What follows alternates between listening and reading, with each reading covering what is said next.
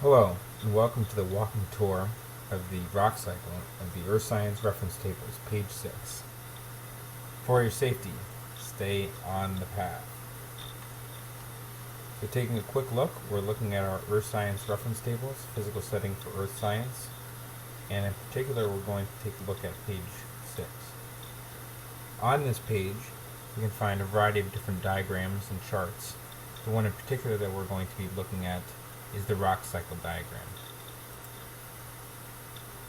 I've zoomed in here to take a quick look at the different features.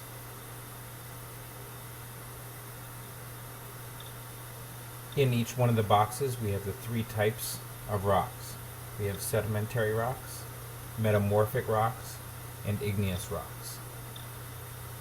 In the circles we have the components that make up each one of the rocks.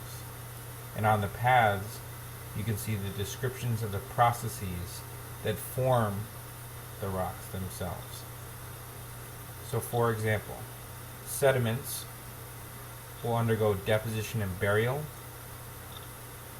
compaction and cementation in order to form into a sedimentary rock. There is no other path that leads to sedimentary rocks except for this path here. There are plenty of paths that lead away from a sedimentary rock, meaning that it can undergo a variety of different processes to either break down itself, undergo weathering and erosion, become a sediment, and then possibly become a sedimentary rock. It may undergo heat and pressure to become a metamorphic rock. It may undergo enough heat that it totally melts, becoming magma, and possibly ultimately forming into an igneous rock. So we can see that by following the paths here, we can trace the route in which a rock could take throughout its life cycle here on Earth.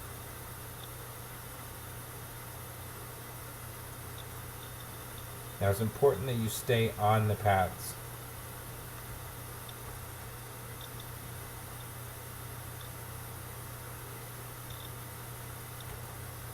So what happens when we are not on the paths? Well, we end up answering a question incorrectly when we have it on our Earth Science exam, or when we're posed a question by sediments that we find out in the field, or we happen to be at a volcano where we're looking at some igneous rocks. We need to understand the processes that are forming these rocks in order to understand the rocks themselves better.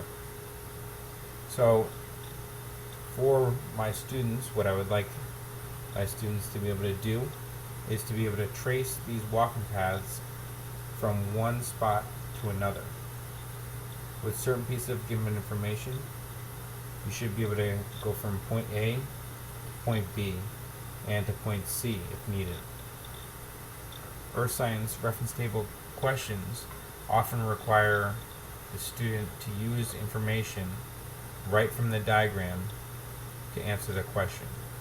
It is not necessarily imperative that they have background information about these rocks, but that they can interpret and they can use this chart effectively. So, unless you want to get questions wrong or flat tires, stay on the path. As another example, we can take a look at what would happen to an igneous rock. An igneous rock might undergo weathering and erosion and break down into sediments. Those sediments may get moved along and get caught in a small loop, maybe in a stream environment. Sediments, as you can see, follow this path towards the sedimentary rocks. We do not see a connection here from sedimentary rocks directly to igneous rocks. However, if we wanted to make that connection from sedimentary rocks, or sediments, to igneous rocks, we would have to go through sedimentary rocks.